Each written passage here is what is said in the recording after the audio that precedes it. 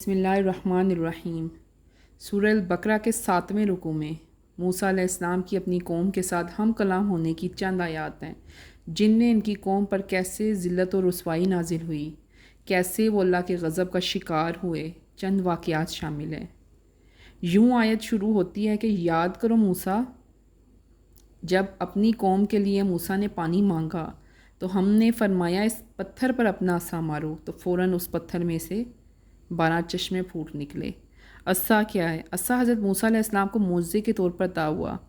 جب راستے میں پیاس کی شدت ستانے لگی تو ان کی قوم شکایت کرنے لگی، آپ نے بارگاہ الہی میں عرض کیا تو حکم ہوا کہ موسیٰ اپنی لاٹھی یعنی اپنا عصا پتھر پر مارو۔ یہ پتھر حضرت موسیٰ علیہ السلام کے پاس تھا۔ جب پانی کی ضرورت محسوس کرتے اس پر اپنا عصا مارتے تو اس میں سے 12 چشمے جاری ہو جاتے، قوم کے 12 قبیلے اس سے سیراب ہوتے۔ اس موقع پر بھی وہی حکم ہوا کہ اپنا عصا مار کر چشمے جاری کرو۔ یہ پتھر 6 لاکھ آدمیوں کو روزانہ سیراب کرتا تھا، اور جب دوبارہ عصا مارتے تو پانی کا نکلنا بند ہو جاتا۔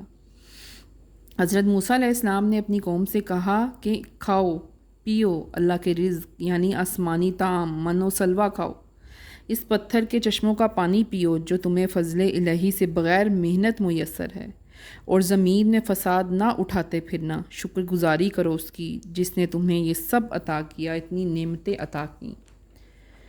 پھر اگلی آیات میں ان کی قوم جو حضرت موسیٰ علیہ السلام سے ہم کلام ہوئی کہنے لگے کہ اے موسیٰ، ہم ہرگز ایک کھانے پر صبر نہیں کریں گے، ہم ایک طرح کا کھانا نہیں کھا سکتے، تو آپ اپنے رب سے دعا کیجئے کہ زمین میں اگائی ہوئی چیزیں جیسے گندم، ککڑی، مسور اور پیاز وہ بھی ہمیں کھانے کو دیں، وہ بھی ہمیں کھانا ہے۔ تو حضرت موسیٰ علیہ السلام نے فرمایا کہ بدبختوں، من و سلوہ کے بدلے یہ چیزیں طلب کر رہے ہو، یعنی اعلیٰ چیزوں کے بدلے ادنا چیزیں، کیوں بدل رہے ہو اپنی سوچ؟ تو وہ نہ مانے، وہ سمجھانے پہ بھی حضرت موسیٰ کے نہ مانے، اپنی ضد پر اڑے رہے، ہم ایک طرح کا من سلوہ کھا کھا کے تھک گئے ہیں۔ تو حضرت موسیٰ علیہ السلام نے فرمایا اچھا تمہاری بے عقلی کی سزا ہے کہ اب جاؤ کسی شہر میں اتر جاؤ۔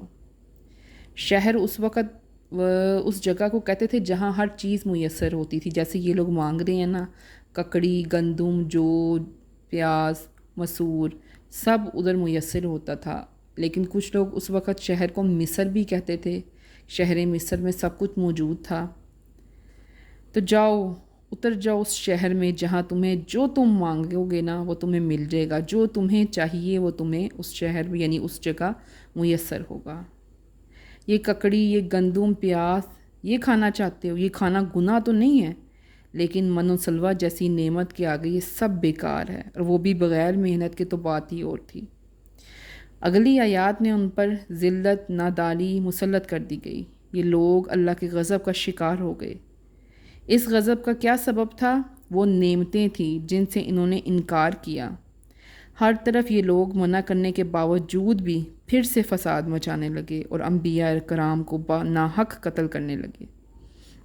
ان کی نافرمانیاں جب حد سے زیادہ بڑھ گئیں تو یہ لوگ اللہ تعالیٰ کے سخت عذاب میں مبتلا ہو گئے۔ صدق